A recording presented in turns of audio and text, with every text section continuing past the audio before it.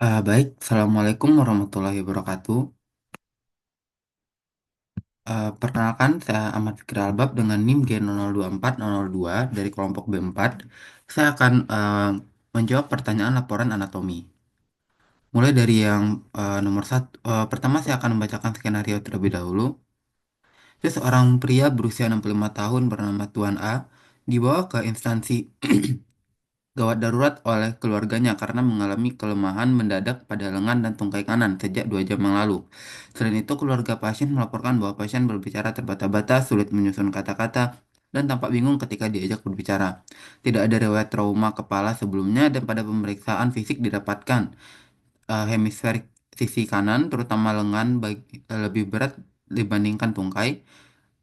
Refleks sisi kanan meningkat dan terdapat Babinski sign positif di sisi kanan. Hilangnya sensasi nyeri dan suhu pada sisi kanan tubuh, termasuk wajah kanan. Saat diminta menundukkan lidah, lidah pasien menyimpang ke arah kiri. Pasien tampak kesulitan berbicara motorik, tetapi memahami instruksi sederhana. Riwayat medis menunjukkan bahwa pasien merupakan perokok aktif, memiliki hipertensi, dan diabetes mellitus yang tidak terkontrol. Pemeriksaan CT scan kepala menunjukkan infark iskemik pada lobus frontal dan parietal kiri, terutama di area korteks motorik dan sensorik primer. Terdapat pula iskemik parsial pada pons kiri.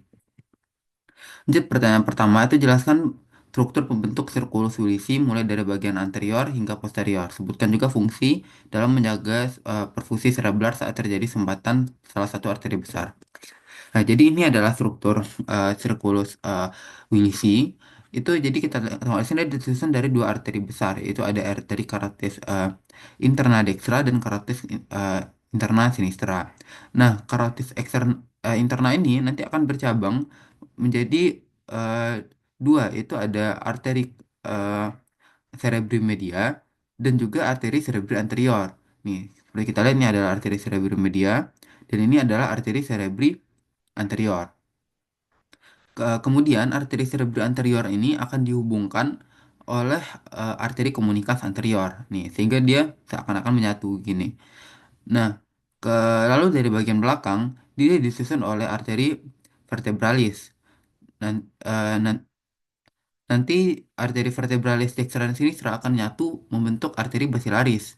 Nah, ini akan berada di sulcus basilaris pontius. Nah, nanti arteri basilaris akan bercabang jadi dua. Nah, inilah yang dinamakan dengan arteri uh, cerebri posterior dextra sinistra. Dan masing-masing dari dia mereka akan berhubungan dengan arteri cerebri media dengan struktur disebut dengan arteri komunikans posterior. Nah, eh, kenapa namanya sirkulus Willisi dan bagaimana perannya dalam menangani kalau ada oklusi? Jadi ini kan bentuknya lingkaran. Jadi kalau ada penyumbatan di salah satu saja, dia bisa mencari alternatif lain mi- untuk mencapai targetnya. Misalkan eh, yang terjadi oklusi di arteri eh, cerebri anterior, misalkan yang sebelah dekstra. Itu kan terjadi oklusi di sini sehingga nggak bisa eh, darah dari arteri karotis interna dekstra sampai ke sini lewat ini. Maka dia akan mutar lewat arteri komunikasi posterior, lalu ke cerebral posterior sampai sini ya, sampai ke arteri eh, karotis anterior yang sinistra. Nanti dia akan nyambung lagi lewat arteri komunikasi anterior sehingga sampai di daerah yang sulit tadi yang tertutup oleh oklusi. Nah, itulah responnya. Oke, kita lanjut ke soal berikutnya. Itu laporan 2. Terus sebutkan dan jelaskan perbedaan antara traktus corticospinal dan traktus spinothalamius mulai dari fungsi utama, titik awal, titik akhir, lokasi penyelangan, dan letak relatif di medulla spinalis.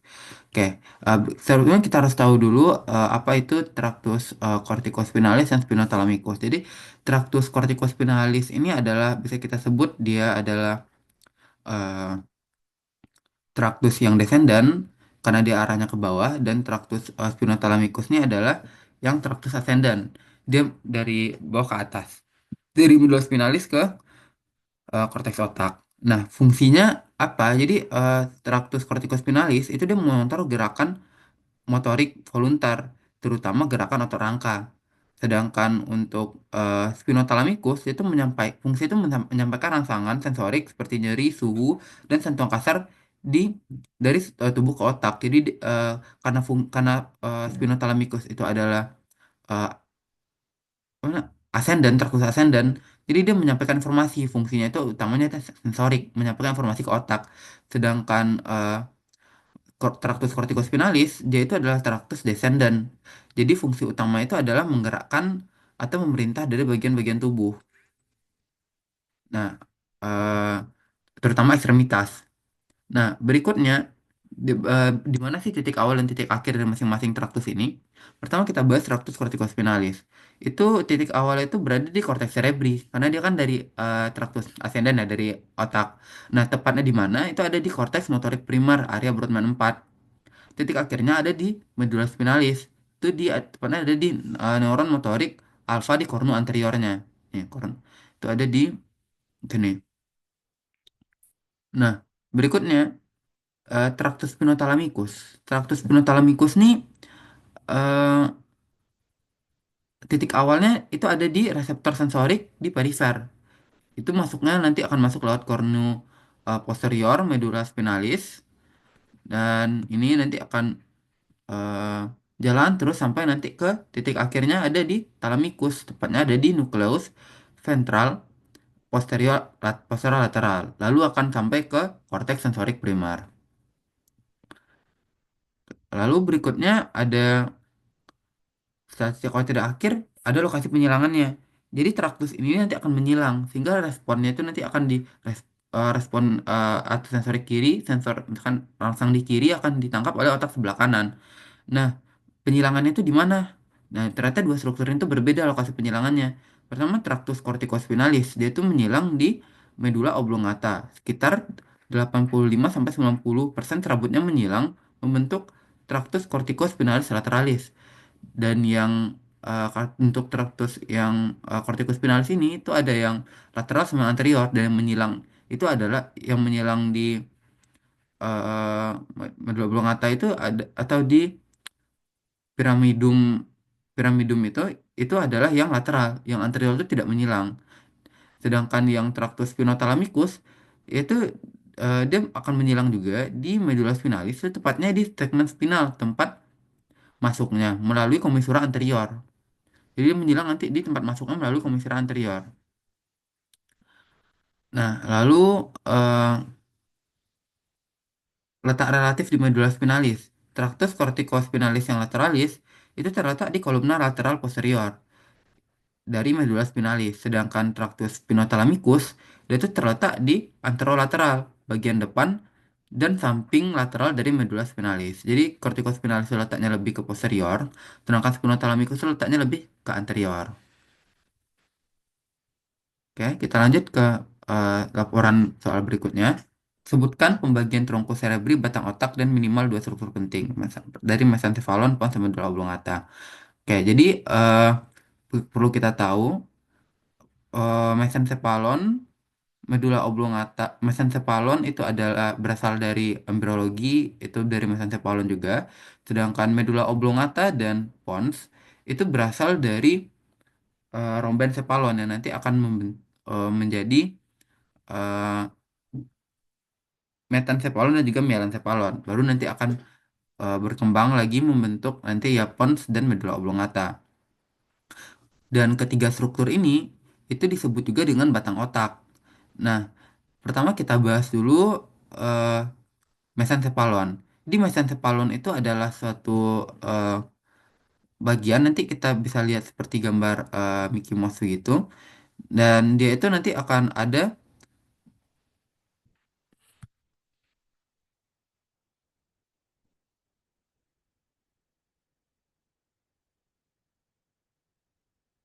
nanti itu dia akan ada eh,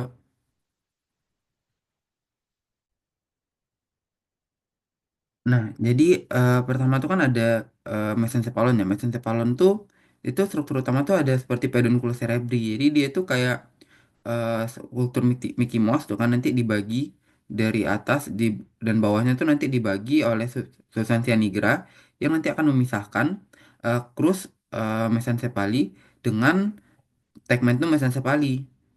Nah, lalu di paling bawah nanti juga akan ada tectum mesencepali Lalu ada lubang, itu ada aqueductus mesencepali, tempat saluran LCS. Lalu juga ada fossa interpendicularis di bagian tengahnya. Lalu berikutnya kita masuk ke pons. Jadi pons itu strukturnya itu bisa kita lihat dari ventral atau dari dorsal. Yang kalau kita lihat dari ventral itu kita akan melihat pars basilaris pontis, dan di sini tuh terdapat eh, tempat keluarnya dari nervus-nervus eh, cranialis. Apa aja? Itu ada mulai dari nervus 1, nanti itu akan ya nervus olfactori, keluar dari bulbus olfactori. Nervus 2 itu ada eh, optis itu keluar dari chiasma opticum, lalu nervus 3 dan seterusnya nanti sampai ke nervus 12. Lalu berikutnya tampak secara oh ya, nanti di tengah-tengah itu akan ada suatu sulcus. Nah, sulcus itu tempat namanya sulcus basilaris pontis. Ini adalah tempat dari arteri basilaris. Lalu kita masuk ke yang uh, dorsal atau pars tegmentalis. Itu bisa dibagi dua, ada pars tegmentalis pontis sama di bawahnya itu nanti akan terlihat itu fascias dorsalis medulla oblongata. Nah, itu ada beberapa bagian yang penting. Itu ada sulcus medianus posterior, colliculus facialis, striae medullae, sama ada sulcus limitans. Lalu masuk ke medulla oblongata. Oblongata ini mirip, dia bisa kita lihat dari ventral dan juga dorsal. Kalau dari ventral itu akan terlihat ada piramis, lalu ada oliva, lalu ada sulcus ventrolateral, lalu ada fissura mediana anterior dan juga decussatio pyramidum. Nah, piramisnya apa? Piramisnya adalah penonjolan karena pendesakan dari tractus corticospinalis. Sedangkan oliva itu adalah penonjolan karena pendesakan dari nucleus olivarius yang inferior. Nah, decussatio pyramidum ini adalah tempat penyilangannya eh, tractus corticospinalis yang lateral. Sedangkan yang tanpa dorsal itu ada struktur, bisa kita lihat tuh ada tuberculum cuneatum, tuberculum gracilis, habis itu ada fasciculus cuneatus, fasciculus gracilis, ada tegmentum hipoglossi dan juga ada tegmentum fasci. Oke, eh, nanti kita lanjut ke soal berikutnya. Itu jelaskan asal-usul nukleus dari tiga nervus cranialis motorik murni, misalkan nervus 3, 4, dan 6, serta lesi pada upper motor dan lower motor neuronnya. Nah, pertama saya bahas dulu nervus ketiga, itu ada nervus oculomotor. Nah, di nervus oculomotor ini eh nervus oculomotornya kan eh, letaknya keluar di mesencephalon, tepatnya di tegmentum midbrain. Nah, fungsinya itu untuk menginervasi otot-otot ekstraokular, misalkan rectus superior, medialis inferior, obliquus inferior, dan juga levator palpebrae. Nah, dia tuh bertanggung jawab untuk gerakan parasimpatis juga, itu ada kontraksi pupil dan akomodasi lensa, misalkan melalui musculus sphincter pupillae dan musculus ciliaris. Nah, lesi pada upper motor neuronnya itu bisa mengakibatkan gejala unilateral karena inervasi bilateral ke nukleus motoriknya. Jika mengenai area kortikobilateral itu akan terjadi gangguan kompleks mata juga. Sedangkan apabila terjadi eh, lesi pada lower motor neuronnya, dia nanti akan tampak ptosis atau kelopak mata yang jatuh, dan juga mata abduksi dan depresi karena dominasi dari musculus obliquus superior dan rectus lateral. Jadi seakan-akan menarik ke lateral bawah gitu. Dan juga akan nampak ada diplopia dan juga pupil melebar. Lalu nervus yang berikutnya akibat nervus 4 trochlearis, asal usul nukleus itu ada dari nukleus nervis trochlearis di mesencephalon, tepatnya di midbrain dekat colliculus inferior. Fungsinya itu menginervasi musculus obliquus superior, dan untuk gerakannya itu dia bertanggung jawab untuk depresi dan intorsi bola mata. Nah, lesi pada daerah upper motor neuron itu dapat menyebabkan eh, ge- itu biasanya tidak menimbulkan gejala spesifik karena nukleusnya mendapat input bilateral. Sedangkan pada luar motor neuron itu bisa terlihat diplopia, kesulitan melihat ke bawah, dan juga kompensasi dengan miringkan kepala ke sisi sehat. Itu bisa kompensasi dari tubuh. Berikutnya ada nervus 6 atau abduction. Itu asal usulnya itu berasal dari eh, tegmentum dorsal bagian bawah. Itu dekat di lantai vertikal keempat colliculus facialis. Fungsinya tuh untuk menginervasi musculus rectus lateralis. Nah, kalau lesi pada upper motor neuronnya itu tidak menimbulkan gejala secara langsung juga karena inputnya bilateral mirip seperti nucleus trochlearis tadi. Dan kalau untuk lesi pada luar motor neuronnya bisa menyebabkan eh, inabilitas menggerakkan mata ke lateral dan juga dipl- diplopia horizontal serta bisa terjadi strabismus medial. Oke, kita lanjut ke soal berikutnya. Jelaskan lokasi dan fungsi utama dari area Brodmann berikut. Pertama, area Brodmann 4. Area Brodmann 4 ini bisa disebut juga dengan area motorik primer. Lokasi ada di gyrus presentralis, obus frontalis. Fungsinya itu mengontrol gerakan voluntar, gerakan yang sadar. Lalu berikutnya ada area Brodmann 1, 2, dan 3 ini disebut juga dengan korteks somatosensorik primer. Jadi lokasi dulu itu terletak di gyrus postcentralis di lobus parietalis. Fungsinya untuk menerima dan proses sensasi dari tubuh seperti ada sentuhan halus, tekanan, uh, proprioposisi atau posisi tubuh, getaran, dan nyeri dan juga suhu. Berikutnya itu ada area Brodmann 44 dan 45. Ini ada bisa disebut juga area pusat bicara motorik atau Broca area. Lokasi ada di gyrus frontal di bagian posteriornya dan fungsinya itu untuk mengatur produksi bicara khususnya aspek motorik, artikulasi, pengaturan otot mulut, lidah, sebagainya. Lalu ada eh, area Brodmann 22 atau area Wernicke, ini bisa disebut juga dengan area pusat pemahaman bahasa atau bicara sekunder. Lokasinya ada di superior temporal gyrus dan fungsinya itu untuk mengatur pemahaman bahasa lisan dan verbal auditory comprehension. Oke, kita lanjut ke soal berikutnya.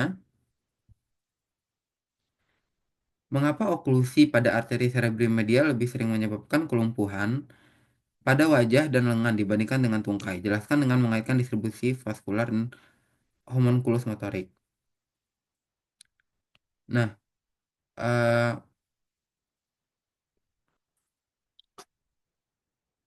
jadi distribusi vaskular arteri cerebrum media itu bisa kita sebut juga dengan ACM. ACM ini merupakan cabang terbesar dari arteri karotis interna. ACM ini menyuplai bagian cerebri yang di bagian lateralnya, termasuk gyrus presentralis lateral, postcentralis lateral, area Broca, dan bagian frontal, parietal, dan temporal lateral. Nah, di bagian korteks motorik primer atau area 4 ini, tubuh itu dipresentasikan sebagai motor homunculus. Dan wajah dan lengan tuh berada di bagian lateral, presentralis, dan eh, tungkai dan kaki itu berada di bagian medial, tepatnya di gyrus presentralis. Kaitannya apa? Kaitannya karena ACM itu menyuplai bagian lateral, maka ia menyuplai area korteks motorik yang mengontrol wajah dan lengan. Dan untuk tungkai itu di vaskularisasi oleh arteri cerebri anterior. Akibatnya, oklusi pada cerebri media dapat menyebabkan kelumpuhan pada bagian wajah dan lengan karena arteri ini menyuplai korteks motorik di bagian lateral. Lalu kompensasinya gimana? Jadi karena ini kan circulus Willisi ya, arteriosus Willisi. Jadi karena kalau arteri dioklusi di uh, arteri cerebri media, dia akan mencari jalan lain untuk sampai ke daerahnya. Dia bisa mutar dari sini ke anterior maupun ke posterior sehingga sampai ke target tanpa harus melalui arteri cerebri medial. Oke, lanjut ke soal terakhir.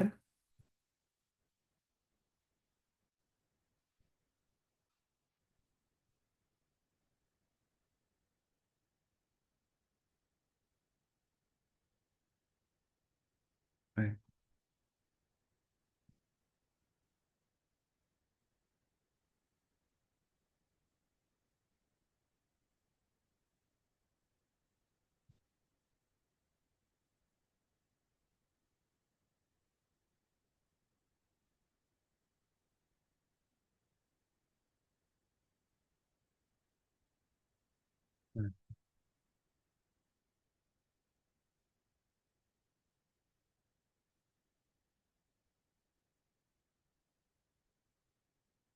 Itu soal terakhir, jelaskan mekanisme kompensasi vaskular yang terjadi jika oklusi pada arteri karotis interna kiri dengan mengaitkan struktur sirkulus Willis yang terlibat.